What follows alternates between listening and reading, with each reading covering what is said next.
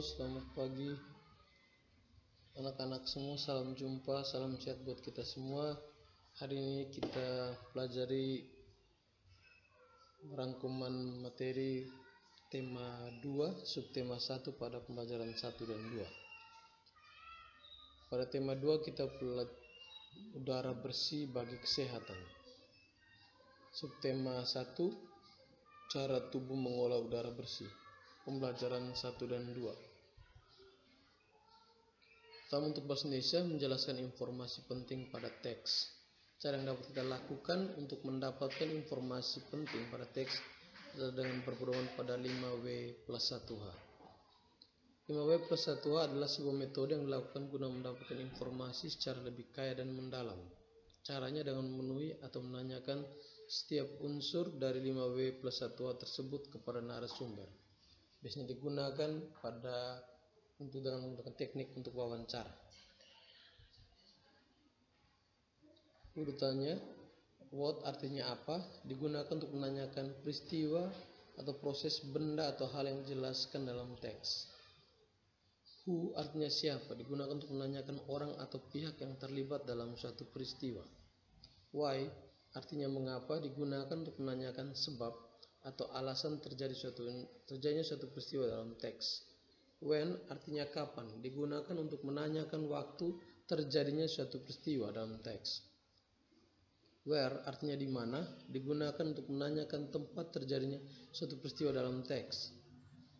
How artinya bagaimana, digunakan untuk menanyakan proses terjadinya suatu peristiwa dalam teks. Kemudian ke IPA, organ-organ pernapasan pada hewan. Yang pertama untuk reptil. Reptil adalah hewan yang merayap. Reptil mudah ditemukan di sekitar kita. Contohnya cicak, kadal, ular, dan lain sebagainya. Sistem pernapasan reptil menggunakan paru-paru seperti mamalia. Kedua, mamalia.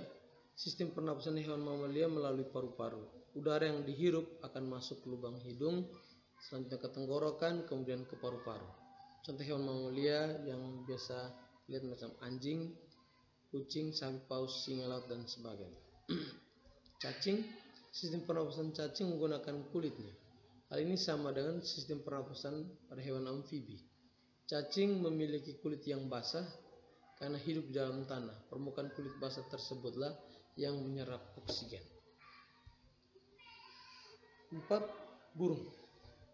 Burung memiliki sistem pernapasan yang sama dengan mamalia, yaitu dengan paru-paru. Bedanya, paru-paru burung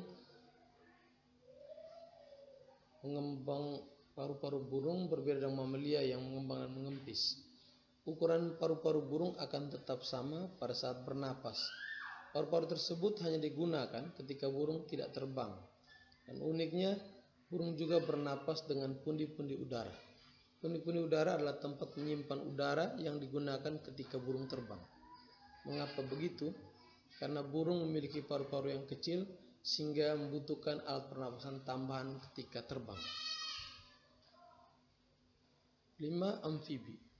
Amfibi adalah hewan yang istimewa karena dapat hidup di dua alam, yaitu di darat dan di air. Contoh hewan amfibi yaitu kodok dan juga katak. Sebelum menjadi katak, kecebong bernapas menggunakan insang. Setelah menjadi katak dewasa, bernapas menggunakan paru-paru. Dan hampir seluruh hewan amfibi memiliki kulit yang berfungsi sebagai organ pernapasan. Berikutnya ikan. Sistem pernapasan ikan menggunakan insang yang terletak di sisi kanan dan kiri kepala ikan. Saat bernapas, insang membuka mulut dan menutup insang. Pada saat itu oksigen masuk melalui mulut menuju insang. Lalu oksigen tersebut diserap oleh pembuluh darah pada insang. Berikutnya serangga. Serangga bernapas menggunakan trakea, di mana udara masuk melalui stigma atau lubang-lubang kecil yang ada di sisi samping serangga. Udara masuk melalui stigma dialirkan oleh pembuluh-pembuluh yang tersambung ke trakea. Nantinya udara ini disebarkan ke seluruh tubuh serangga. Contoh hewan serangga adalah belalang, capung, jangkrik, semut, dan lain sebagainya. Kita ke SBDP, tangga nada mayor dan tangga nada minor. Dalam teori musik, skala mayor atau tangga nada mayor adalah suatu tangga nada diatonik yang memiliki 7 nada. Anak-anak pasti ingat do, re, mi, fa, sol, la, si, do. Kelihatan ada 8. Tetapi yang bunyinya sama ada 2, itu do pada do rendah dan do tinggi. Sehingga tertahu. Biasanya tangan nada diatonik secara umum disampaikan bahwa memiliki 7 nada. Tangan nada ini disusun oleh 8 not. Interval antara not yang berurutan dalam nada mayor adalah 1, 1, setengah, 1, 1, 1, setengah. Sedangkan tangan nada minor adalah salah satu tangan nada diatonik juga. Tangan nada ini disusun oleh 8 not. Interval notnya yang berurutan dalam tangan nada minor adalah 1, setengah, 1, 1, setengah, 1, 1. Pada materi IPA yang lainnya tentang organ pernapasan pada manusia. Yang pertama, rongga hidung. Organ pernapasan manusia yang pertama adalah rongga hidung. Dalam hidung terdiri dari lubang hidung dan rongga hidung. Di dalam rongga hidung terdapat bulu hidung dan selaput lendir. Bulu hidung berfungsi menyaring udara agar kotoran tidak masuk ke dalam saluran pernapasan. Dan selaput lendir yang ada dalam rongga hidung berguna untuk mengatur suhu dan kelembapan udara sesuai dengan suhu tubuh. Pada rongga hidung, udara yang masuk mengalami 3 proses, yaitu penyaringan udara, penghangatan udara, dan pengaturan kelembapan udara. Rongga hidung juga memiliki ujung-ujung saraf pembau. 2. Pangkal tenggorokan atau laring. Organ pernapasan manusia yang kedua adalah laring, yang berfungsi untuk menempelnya selaput atau pita suara. 3. Trakea atau batang tenggorokan. Trakea terletak di depan kerongkongan dan terdiri dari lubang-lubang tulang rawan berbentuk cincin. Saat sedang berbicara, katup yang ada di trakea akan menutup, sehingga saluran makanan tertutup dan saluran pernapasan terbuka. Ketika kita sedang menelan sesuatu, katup akan terbuka, kemudian saluran makanan terbuka dan saluran pernapasan tertutup.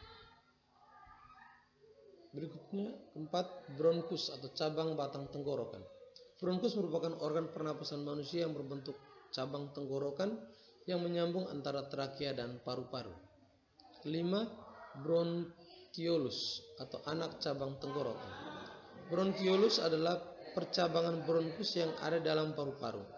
Bronkiolus paru-paru sebelah kanan terdapat 3 lobus dan paru-paru kiri 2 lobus. 6. Paru-paru. Organ pernapasan manusia yang terakhir adalah paru-paru. Paru-paru terletak di dalam rongga dada manusia. Paru-paru terdiri dari bronkiolus, cabang dari bronkus, dan alveolus, yang merupakan ujung dari bronkus yang berfungsi sebagai tempat pertukaran oksigen dan karbon dioksida. Anak-anak bisa memperhatikan gambar rongga hidung, rongga mulut, faring, laring, trakea, bronkiolus, kemudian bronkus, ada alveolus, dan itu paru-paru sendiri. Proses pernapasan pada manusia. Proses pernapasan manusia terdiri dari inspirasi, proses menghirup udara, dan ekspirasi.